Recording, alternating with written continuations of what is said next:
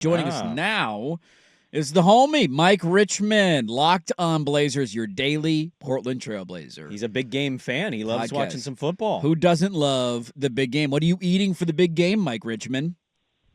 They can't sue me. I'm going to watch the Super Bowl on Sunday, and I'm probably going to eat chicken wings while I watch the Super Bowl. Damn right you are, Mike. Super Bowl 59. Yes. You're damn right you are. Chicken wings sounds delightful. I think I'm going to have wings, too. We have been conditioned and scared, Richmond, on the radio of ever even saying the words in just a general sense because of the way we have to, advertise and talk about it. But we'll send you the bill for that lawsuit, Mike, when we get that from Roger Goodell. That'll be in the mail to the Locked On Blazers account. Are the Blazers ever going to lose again? No. Yeah. Okay. Yeah. Easy. Good stuff. Rest of the year. All right. That is Mike Richman, Locked On Blazers podcast. Go check it out daily. No, I heard you yesterday, Richman, in the Joe Cronin press conference, which a lot of people joked, why are we having a press conference? They didn't do anything. What are we going to talk about from the trade deadline? What did you make of the lack of activity and the response from the general manager yesterday after the deadline came and went?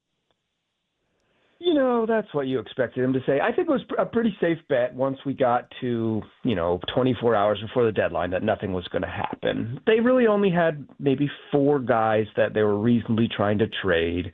I think there's enough reporting out there to suggest that their asking prices were pretty high, and if their asking price remain high, if you ask for $2 for some 50-cent pieces, it's going to be tough to sell them. So they didn't make moves, and I think in general, reading some reporting from the Oregonian and I'm hearing Joe Cronin tell it is they wanted first round picks. First round picks weren't available for the guys, and no one on the team was so disgruntled that they felt they needed to make a move. So they'll hope that they can get something done in the summertime. But to me, inaction at the deadline is fine because you don't want to take a terrible deal. But it doesn't actually solve anything because it doesn't, if you say I'm not going to take a bad deal in February, it doesn't prevent you from having to eventually take a bad deal. What it does is it buys you a little more time, and luckily they're the best team in the NBA right now. I love that Mike can't even say that with a straight. It's so funny to even say. They've won, 10 out of 11? What are we at January now? 19th. They have 10 of 11. They are the hottest team in the entire association. I'm in the upside-down world, man. Well, I am kind of curious about something that I think it was Orem that asked. It was supposed to be over, but Orem's like, sorry, I'm asking this question. And he asked Joe. Joe famously a couple years ago said, you're going to be questioning how all in we are with our chips, and then proceeded to offload and dump everything. Yesterday was asked, hey, are you going to allow this team to actually go keep fighting and playing to get into the play-in because they're closer to that, hell of a lot closer to that in the top 3 picks? And he said, yeah, it would be unfair of me to not allow that. Is this going to be another quote we look back at the end of the year and go, remember when he said that? And then he sat the vets for the last 3 weeks of the season?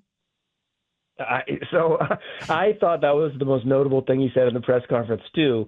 It's hard for him to sit up there and say nah, I'm pulling the plug on this thing. It would be weird for him to say thanks, Bill, great question. I do plan on making up some fake injuries in the future. So I don't exactly know how he answers that in the other direction, but he was so firm with it that yes, it has some potential that if a lot of whatever their flavor of the month injuries pop up, if those do happen, it'll be notable that he took it away from them. I love if he would have said that too, right on the brink of probably the most energetic crowd of the year too. People are actually coming back to games and fans we're not going to keep doing this. No, dude, enjoy this for one more week. We're shutting these dudes down. We're not doing this the rest of the year. The homie Mike Richman is the guest. You can check out the Locked On Blazers podcast daily, the Locked On Daily Blazers podcast for all your latest news and notes on the Portland Trailblazers, the hottest team in the NBA.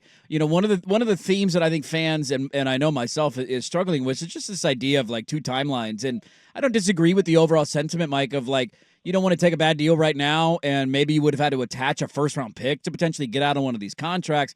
I do think this is part of their own they kind of laid the foundation for this, for not making moves at earlier points, and now they're stuck in this spot where it's well, what did you want us to do? It's well, I wanted you to make a trade last offseason or a year and a half ago when you had a little more flexibility.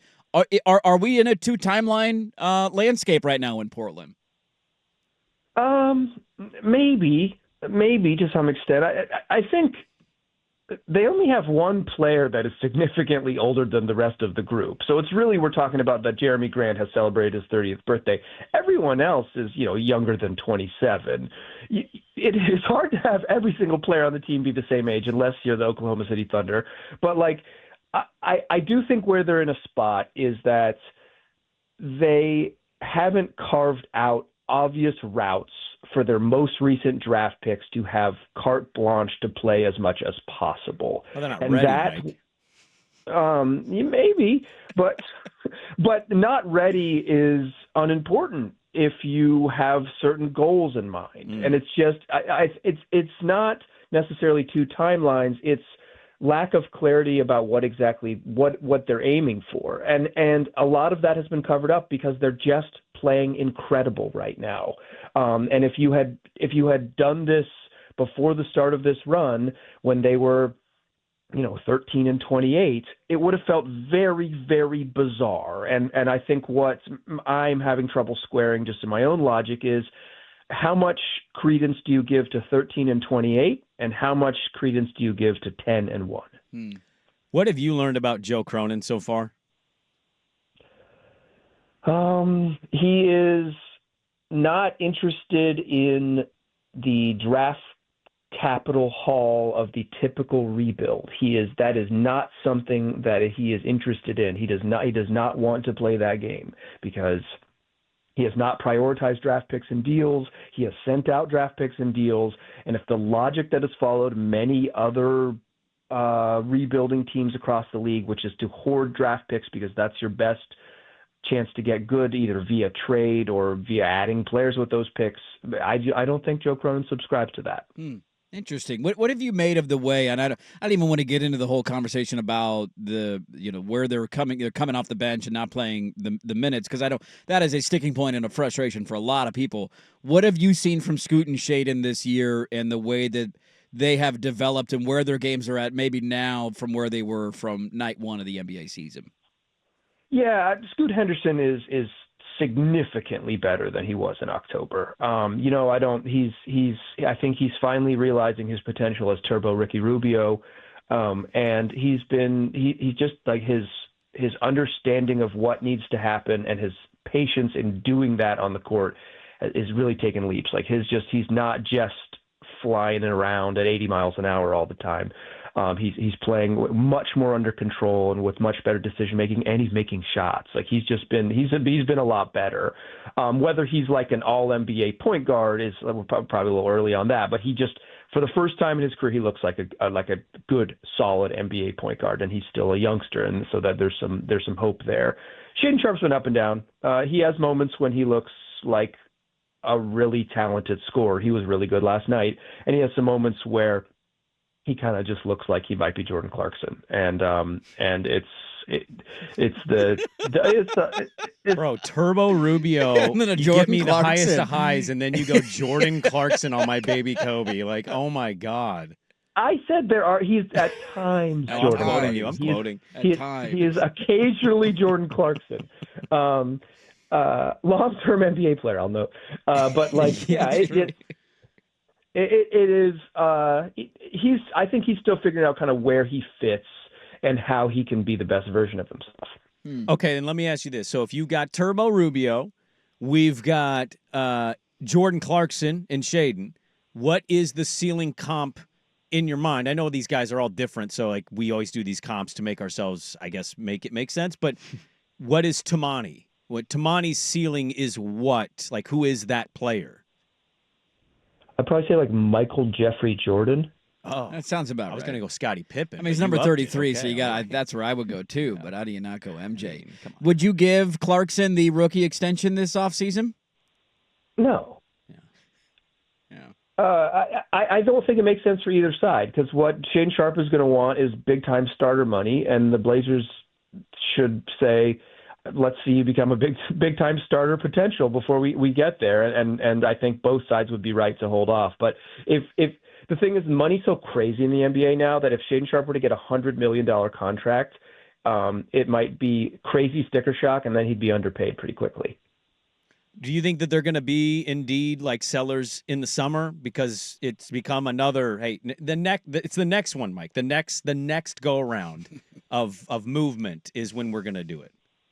Yeah, they've made 2 trades since trading Damian Lillard. They acquired Delano Banton in a trade and acquired Denny Avdia in a trade. They made 2 deals since the franchise shifted to a new era.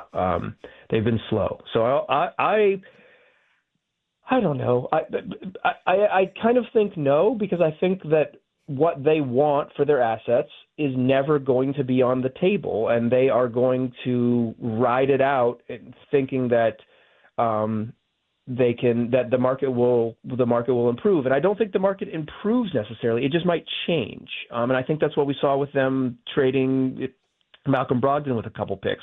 All of a sudden the market shifted and they were able to make a deal that got them, a good young player in Denny Avdia. So I think like the sort of logic that they're just going to magically get first-round picks back is just – I don't think that's ever going to come to fruition. But what might change is more suitors with different motivations, so you see some activity. But if I had to bet on this particular front office making moves, I'm always going to bet against it. Do you think that the impact of teams they've traded with, like Milwaukee yesterday got kind of dragged? They did the Kevin Porter thing, which was kind of weird and gross, and then Kyle Kuzma was their big upgrade from Chris Middleton, who's having like just an awful season. And then Phoenix had to attach stuff in a year where they need stuff to get rid of Yusuf Nurkic. Do you think that them looking at these teams they've traded with and everybody kind of laughing, do you think that impacts anything at all? It's like, look at us. We've been smarter than those teams that we traded with. I don't know if it does in terms of like future decisions, but I think you certainly feel good where it's like, so Phoenix got rid of Keon Johnson. They waived Nazir Little, who's out of the NBA. They had to pay to get off Yusuf Nurkic, and all that's left is Grayson Allen. And Toumani Camara is one of the best defenders in the league. We're geniuses! Like it's just it's impossible. It's impossible not to like think that they're doing that. I'm certain of it. Whether that impacts decisions down the line is another thing. But yeah, you better believe they're high-fiving in the office somewhere. Let's get you out on this one, Mike. Who are we rooting for on Sunday in the Super Bowl? Oh, that was very brave of you. I'm so proud. Go. Well, they already filed a lawsuit because your earlier comments, so I'm jumping on at this point. Yeah, I'm not an employee. I'm a guest here. I can say Super Bowl. Okay? Super Bowl. Hey. Get that dump button ready. Get that dump button ready. Who are you rooting for? In the big football championship, yes. I'll be rooting for the Eagles. The Eagles. Okay. Tired of the Swifties, huh? I just need something new. And I guess the Eagles won not that long ago and also were in the Super Bowl 2 years ago. So maybe I'll enjoy Kendrick Lamar or something. I don't know. There you go. Yeah, you get a good halftime show out of it. SZA, by the way, going to make an appearance. Pretty excited about that one, too. Who? Yeah, there you go. You don't know who SZA is? I don't know who SZA is. All right. Sorry, Mike. Sorry. Even Swag knows who SZA is. Mike knows who that is? Yeah. Mike Richman knows. Mike knows? Come on. He is the homie. Come on now. Do a Google search. I'll check it out. R&B legend. Yeah, okay. Thank you. He is the host of the Locked On Blazers podcast, awarded the #1 daily Portland Trail Blazers podcast. You can go check it out wherever you get your podcasts. I would shout out his Twitter, but I don't think he tweets anymore. He's probably on Blue Sky, so you can find him there. He's not really on that either. He's the homie. We love him. Tell your boss we said hi. Thanks for the update post-trade deadline, and let's do this again soon. Thanks for having me, dudes. There you go. Mike Richman of the Locked On Blazers podcast. SZA? How do I spell SZA? SZA. SZA? SZA. SZA. She just had a movie come out. Like in the theater.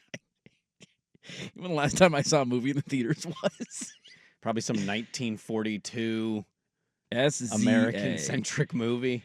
Yeah, I see the point. But I don't know who that is. You know who I've learned about Swag? I don't know who that is. Swag's going to know who SZA is. Swag based on his musical tastes over the years, I'm not surprised at all that you know who this is. He's loud and proud, Swagger. Who's your favorite musician of all time? Who, Janet? No, is it musician or is it crush? I mean, both. Yeah. Oh, musician. Yeah, that's different. I mean, sure. Who's your Swag has a type. Yeah, you got a type. We know the type. Yeah, we do. Will there be a wardrobe malfunction? Swag will be eagerly watching to see if anything is uncovered on Sunday. I think it's going to be a great halftime show. It should be awesome. Should be one of the best ones. It really should. Yeah. It's kind of setting up that way. There's people saying don't sing the Not Like Us song? yeah, Not Like Us. I really hope he does. I actually read an article the other day Just that keep burying this dude. lawyers are going to dictate either A, he sings the song, and how much is allowed to air on national television. A minor. All right, who's going to get a lawsuit out of that? Going to say that part. Who's going to get a lawsuit out of that? Who's getting Well, sued? He's already being sued. Yeah, so. that is true.